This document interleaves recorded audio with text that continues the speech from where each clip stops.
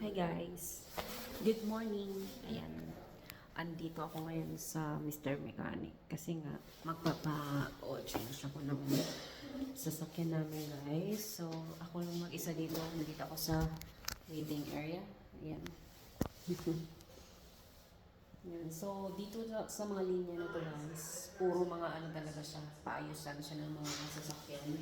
Ayan, kung nakikita nyo, maraming nakapark dun sa labas.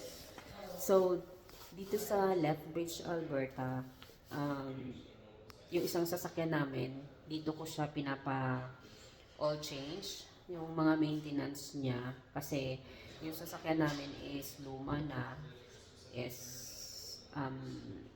Dodge Intrepid. Tapos, yung isa naman sasakyan namin guys, yung Honda, doon ko siya pinapa-maintenance sa kay Honda talaga mismo. Kasi nga, para yung lahat ng mga parts na merong papalitan is halos lahat genuine siya. Kasi para ma-maintain yung sasakyan. Kasi nga dito sa dito sa Alberta kasi grabe, sobrang lamig. As in, napakalamig talaga. Kaya kailangan talaga na yung tawag niyan, yung sasakyan mo is naka-maintenance talaga. Kasi dito, possible talaga na pwedeng tumirik yung sasakyan mo. Lalo na kapag yung battery mo may problema, mahina na, yung starter. So, yung starter namin kakapalit lang yun, yung sa Honda. Kasi nga, medyo okay pa naman pero medyo mahina na siya. Baka hindi na siya kayanin sa winter. Kaya yung sasakyan namin may remote start. Kasi nga, kapag walang remote start, pag hindi ka nagpainit, grabe talaga, as in, it takes 15 minutes na magpapainit ka dun sa labas kapag walang remote start yung sasakyan mo bago ka umalis. Kasi sobrang napakalamig bago umakyat talaga siya sa taas.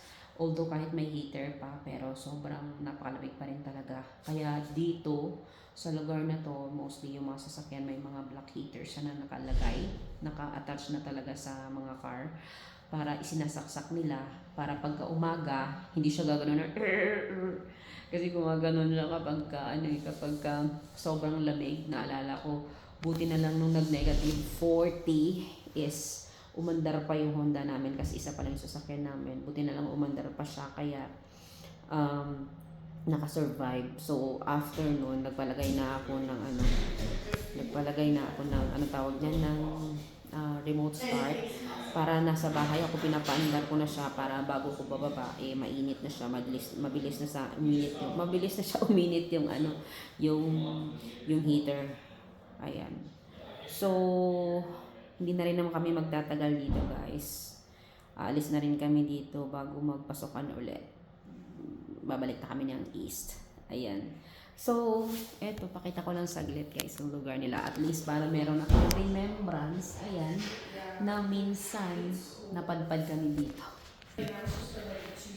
Yan. Tapos dun yung office sa eto, hintayan lang kung may mga bata ka, maglalaro yung mga bata dito para hindi mainip. Yan. Alright. So, after dito, may pupuntahan pa ako. Saka maghahanap pa ako ng pwede rin maulam mamayang gabi. Gusto ko yung mga simple lang, light gulay lang sana. So, titignan ko kung may mahahanap ako mamaya. Baka pupunta ako sa Asian store. Ayan. So, for now, yun lang muna masishare ko guys. So, hindi ko pa alam kung magkano ang babayaran ko after the oil change. Bye guys. See you.